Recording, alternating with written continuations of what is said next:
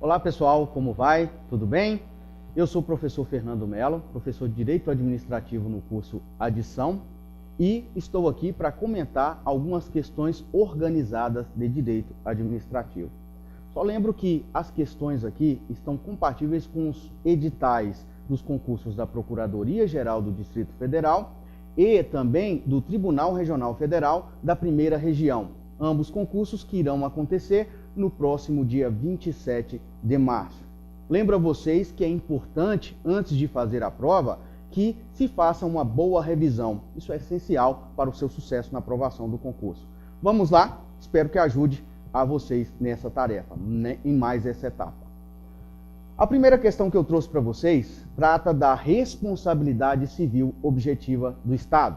E o comando dela diz o seguinte: para a imputação da responsabilidade civil às concessionárias de serviço público, deve-se considerar a letra A, que diz a extensão do dano, já que as concessionárias têm responsabilidade objetiva limitada.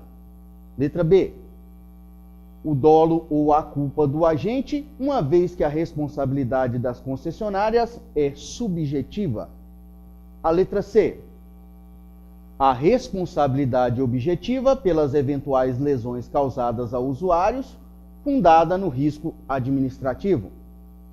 Letra D, as circunstâncias em que o ato foi praticado, porquanto se afasta a responsabilidade quando não caracterizada a má-fé do agente. E a letra E, que diz a culpa concorrente, a não ser que a vítima do dano seja incapaz ou a eventual culpa de terceiros, pois não se aplica à espécie a teoria do risco integral. Qual será a alternativa certa? Quem disse que era a letra C, acertou. A teoria da responsabilidade objetiva do Estado quanto às concessionárias de serviço público é a responsabilidade objetiva pelas eventuais lesões causadas a usuários, fundadas no risco administrativo. Teoria essa adotada pelo ordenamento jurídico brasileiro. Mas precisamos comentar as outras questões para que você não caia em alguns erros que podem acontecer no dia da sua prova.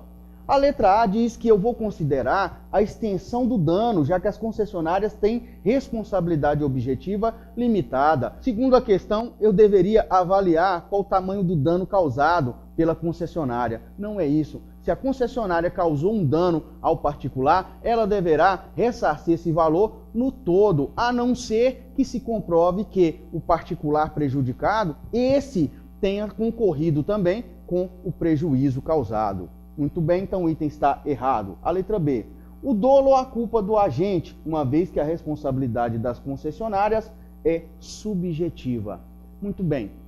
Eu vou avaliar o dolo ou culpa do agente se esse deu causa ao prejuízo causado. Se o agente agiu de maneira intencional a provocar um prejuízo, ele agiu por dolo. Se o agente não tinha intenção de causar o prejuízo, mas não tomou cuidados necessários para evitar esse dano, aí ele agiu por culpa.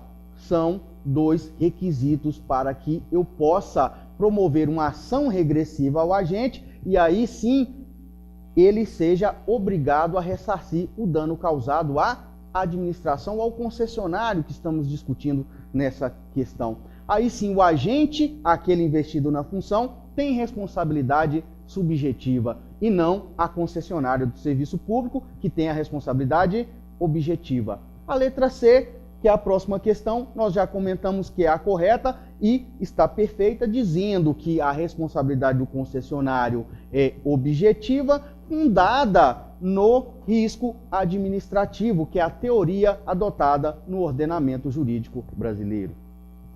A letra D, que diz que eu vou considerar as circunstâncias em que o ato foi praticado, porquanto se afasta a responsabilidade quando não caracterizada a má-fé do agente. Ora, nós já falamos disso quando eu justifiquei para vocês a questão B, a questão da culpa ou dolo. O item D está dizendo da má-fé do agente. Quando o agente age de má-fé, quer dizer que ele tinha intenção de causar um dano. eu vou fazer um link da questão D com a questão B que nós já explicamos. A questão B fala de dolo ou culpa do agente, e eu já informei que se ele agiu por dolo ou culpa, a responsabilidade será imputada assim à administração objetivamente e ele responde subjetivamente. O item D diz que se não for caracterizada a má-fé do agente, não é caracterizada a responsabilidade civil. Ora, o agente não agiu de má-fé, mas pode ter sido negligente, ele pode ter sido descuidado, o que caracteriza a sua culpa, o que também imputaria a responsabilidade civil do Estado, objetiva das concessionárias que estamos comentando.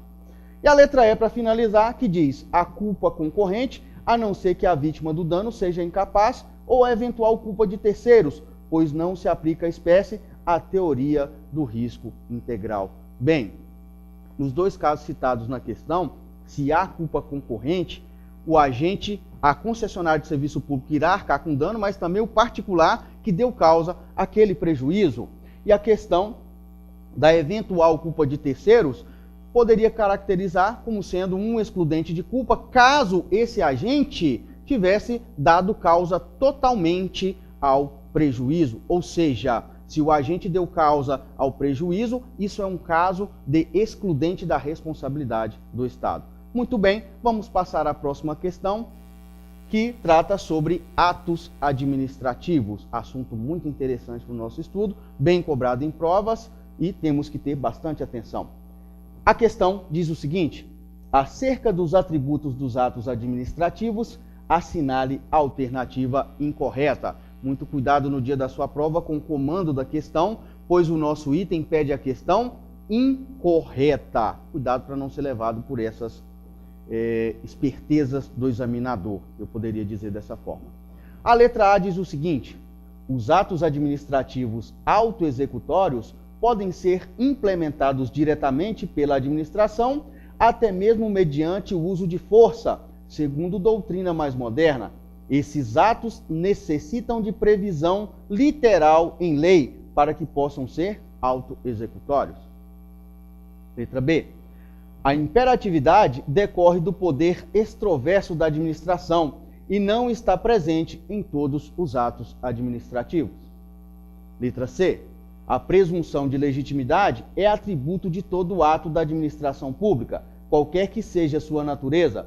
Isso implica dizer que não é obrigação da administração que editou o ato provar sua validade.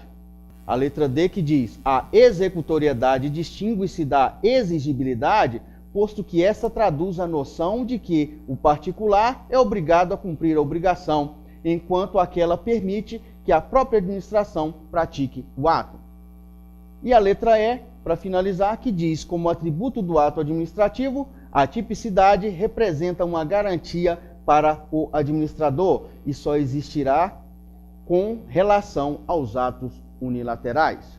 Muito bem, o item, então, a resposta da questão é a letra A, é a única questão incorreta. As outras estão corretas, precisamos comentar, então, a letra A, que é a incorreta. Então, o gabarito da questão é a letra A, que é a questão incorreta. Vamos justificar o erro da questão para que não possamos cair em uma dessas na nossa prova. A letra A diz o seguinte: os atos administrativos autoexecutórios podem ser implementados diretamente pela administração, até mesmo mediante o uso da força. Vamos parar um pouquinho aqui para analisar bem a questão, porque até esse primeiro ponto o item estaria correto. Ele fala realmente do atributo da autoexecutoriedade, que permite que a administração pratique os seus atos de imediato, ou seja, os seus atos produzam efeitos de imediato, inclusive sem precisar que a administração solicite autorização do Poder Judiciário. Vamos complementar o item para localizar o erro. Segundo doutrina mais moderna, esses atos necessitam de previsão literal em lei para que possam ser autoexecutórios. Ora, essa história de que necessita de previsão literal em lei não faz parte do atributo da autoexecutoriedade, pois um ato pode ser praticado, um ato poderá ser implementado em decorrência desse atributo que estamos falando. Não é necessário que exista a previsão legal para que ele seja praticado. Aí isso conjugado com a presunção de legitimidade, que afirma que os atos são praticados de acordo com a lei. Já são, por natureza, já nascem em acordo com a lei. Claro que existem as exceções, tá? Mas, nesse caso, eu não preciso que o ato tenha previsão literal em lei para que ele seja autoexecutório.